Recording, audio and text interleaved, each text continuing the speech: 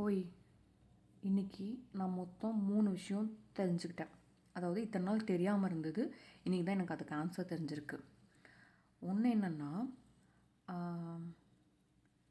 நீ என்ன சொல்கிறது, உனக்கு ஞாபகம் இருக்கா? நான் ஒன்று சொல்லியிருக்கேன்.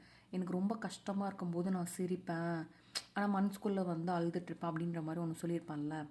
ஸோ அது அது அது எப்படின்னா, நம்ம சிரிக்கும்போது நம்மளோட பிரெயின்லேருந்து ஏதோ ஒரு ஹார்மோன் மாதிரி ஏதோ ரிலீஸ் ஆகுமா, சரியா?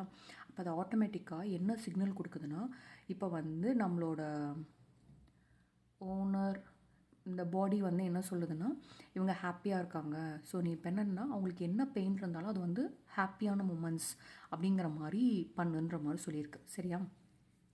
ஸோ இதில் என்ன இருக்குன்னா, ஒவ்வொரு தடவை நான் கஷ்டப்படும் போது நான் சிரித்ததுனால, ஸோ அது என்ன இருக்குது, எனக்கு அந்த ஹாப்பி ஹார்மோன், அதாவது நான் எப்போல்லாம் கஷ்டப்படுறேனோ அது ஆட்டோமேட்டிக்காக அந்த ஹாப்பி ஹார்மோனை செக்ரேட் பண்ணியிருக்கு, மீன்ஸ் ரிலீஸ் பண்ணியிருக்கு.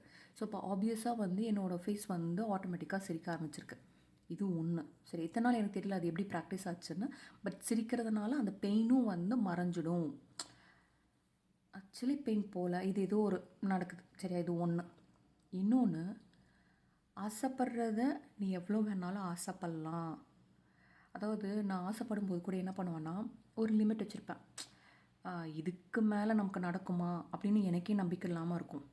ஆனால் இன்றைக்கி இந்த யோகா செஷன் பண்ணிகிட்டு இருந்தேன்ல, இன்றைக்கி என்ன வேலை பார்த்தேன் தெரியுமா? காலையில் யோகா செஷன் பண்ணல, அதனால் இப்போ பண்ணுவோன்னு சொல்லிட்டு பண்ணேன். இது ராத்திரி 10:30 மணிக்கு. அப்போ அவர் அந்த லாஸ்ட்டாக முடிக்கும் போது எல்லாத்துக்கும் தேங்க்யூ சொல்லும்போது தான் தோணுச்சு, நான் இதுவும் ஆசைப்படலாம் அப்படிங்கிற மாதிரி எனக்கு ஒன்று தோணுச்சு. I was feeling really happy. அப்புறம் இன்னொன்று என்ன, மொத்தம் 3 விஷயம் சொல்கிறேன்னு சொன்னேன்.